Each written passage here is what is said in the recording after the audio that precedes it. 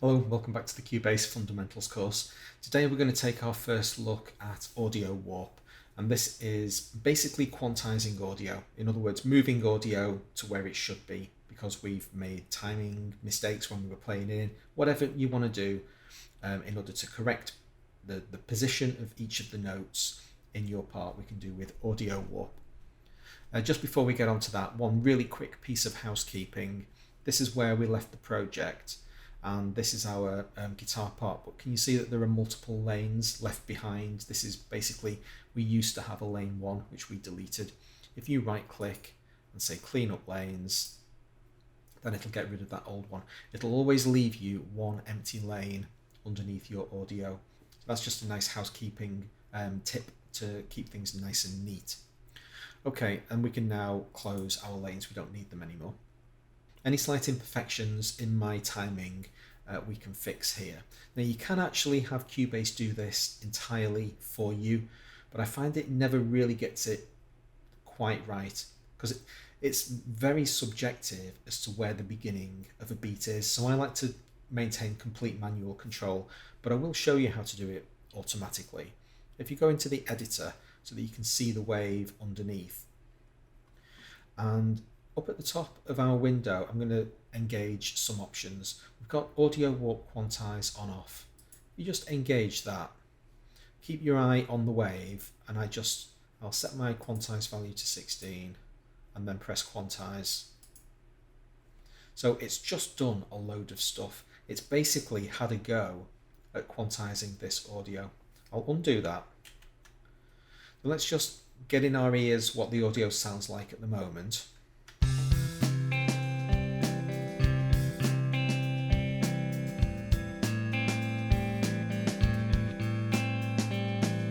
Okay, that'll do. Now I'll quantize it and play it again.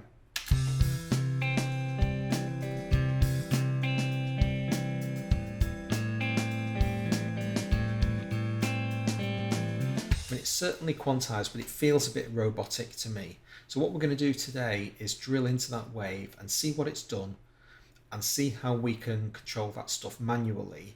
I do all of my audio warping manually. I almost never click that quantize button. So Control Z to undo that again. Now let's have a look at what it's actually doing under the hood.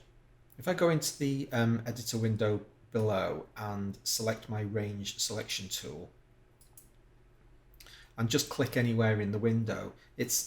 I use the range selection tool basically just to focus. That's how I focus between these two windows, because otherwise you can inadvertently actually perform editing operations, but you can't with the range selection tool. You'll see that down the left hand side we've got our audio editing options, and you want to open the audio warp section. Now if you engage musical mode, this is something that again I don't use, and we're not actually going to discuss in this tutorial series, because this is all about like importing audio files from other locations that might be like of a different BPM. You can engage musical mode and have Cubase basically time stretch audio for you. Now that's not a feature I use at all, but if I just click musical mode, you saw it add all of these time slices to the audio. Now it was actually recorded at the correct tempo because it was in this project, but I could now increase or decrease the tempo of this song, and it's always perfectly in time. So I've just increased it to 129. It'll sound pretty hideous, but it will still be in time.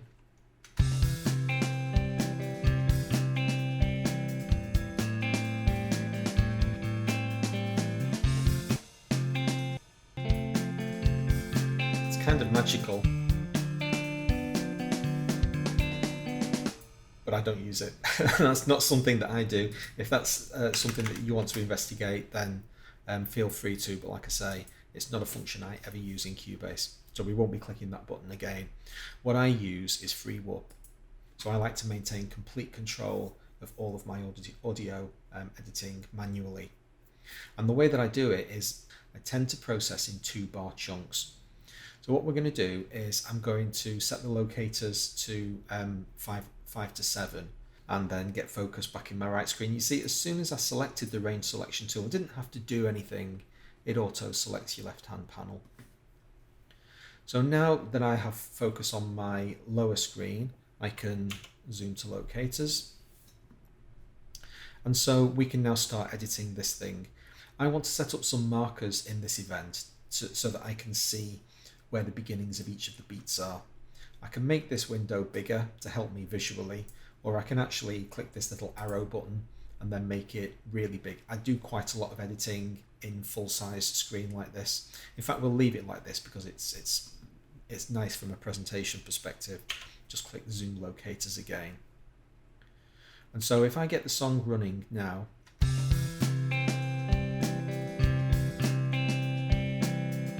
it should be pretty obvious that most of those beats are really easy to identify. There's one at the end here that isn't. It's round about here, but it's actually difficult to see exactly where it is. But for the most part, you develop a sense of where the beat actually is. Now, we make sure that we have free warp engaged. As soon as I click that button, my mouse turns into the free warp symbol, these little arrows. And now wherever I click in the interface, is going to create a marker at that point. If I ever want to get rid of these things, it's really tricky to know how. You've got to know how to do this. You have to press the Alt key and hover over the marker itself. I actually do it right up at the top, and then I click on that little triangle, and then I'm guaranteed to get exactly what I want to do. Control Z to bring it back. So what I'm going to do is quickly create some markers where the most obvious beats are. And you can have it playing if you need help identifying where these things are.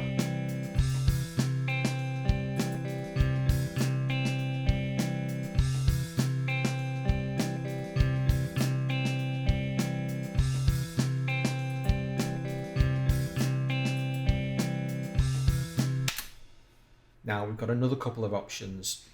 One option available to us is to quantize under a much more constrained context. If I switch to my range selection tool and pick any sized range inside this audio and press Q to quantize, it's going to quantize just the selected bit. I'm going to do it now. Okay, so you saw all of the audio constrained within that zone get quantized and everything outside left alone. Control Z.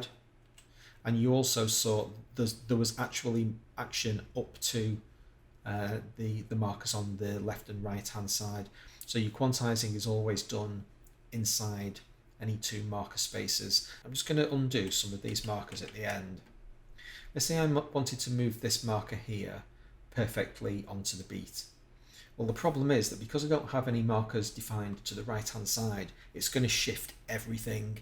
That's not what I want. You want to really constrain how much of a thing gets quantized. So I would not pick that marker up unless I had something to the right hand side to define what its endpoint is. If I quantize this, you see it's moving the whole of the wave, everything to the right of it. But as far as the stuff to the left, it's only quantizing up to the next marker. Control Z.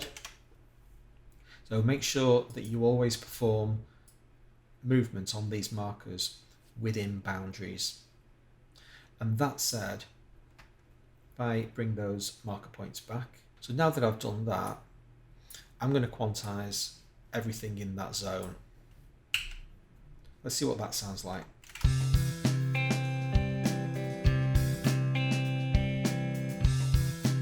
Really happy with that.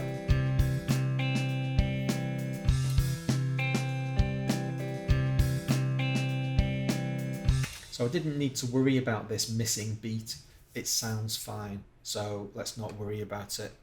Now I can pick up these locators with my hand, move them along 2 bars, press the zoom to locators and switch to our new zone. So this is the next 2-bar section.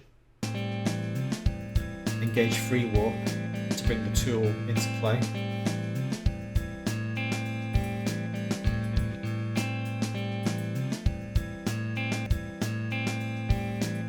You don't have to get every one. The most important thing that you do is make sure that whatever you're going to be quantizing has a beginning and an end.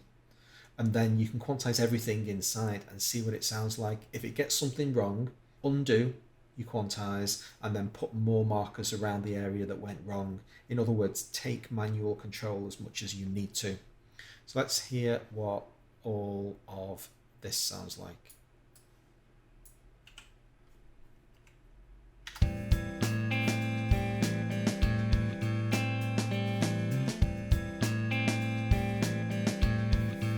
So there's a beat here that I'm not happy with. So what I'm going to do is try to find it. It's just a little bit previous. It's about there. I'm just going to drag that forwards manually.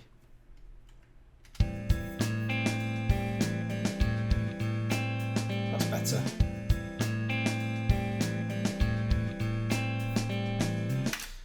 Maybe this one over here is a little bit late.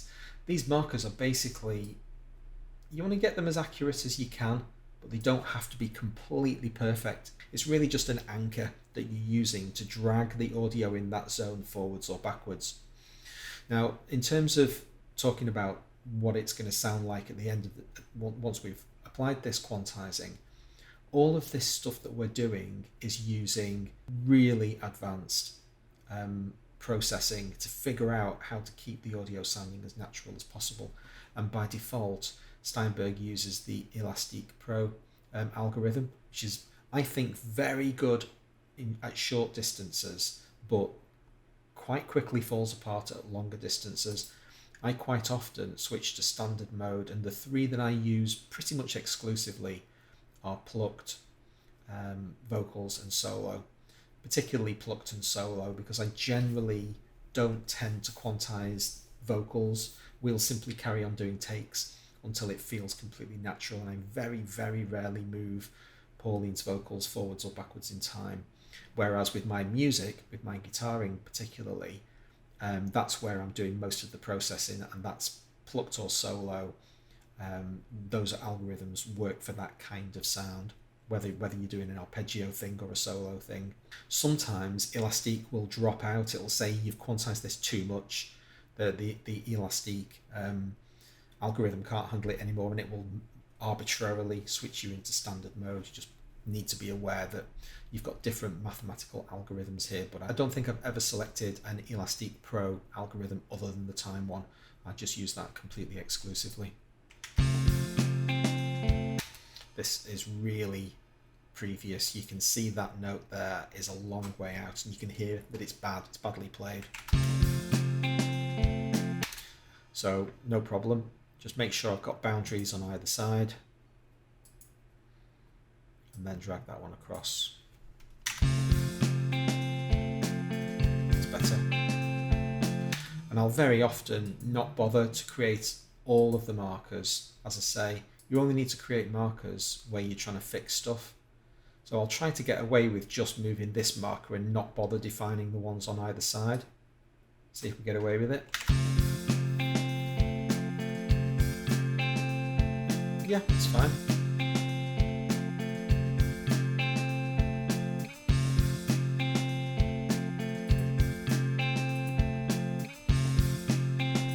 You can also, if you wanted that zone of silence there to be slightly smaller, you can do this kind of stuff. So what I did there was found a zone of the sound that was very consistent in terms of, you know, the audio frequency, the visual representation of the audio, and wrapped some markers around the beginning and end of that period of consistency, and then just basically shrunk the silence. Now you do have to listen to this stuff because you might be corrupting the audio and making it sound bad. You don't want to start introducing sample artifacts. And so if I was going to do something as dramatic as that, I would switch to solo mode. So this is the little S button in the top corner. Let's hear those two sections together. I'm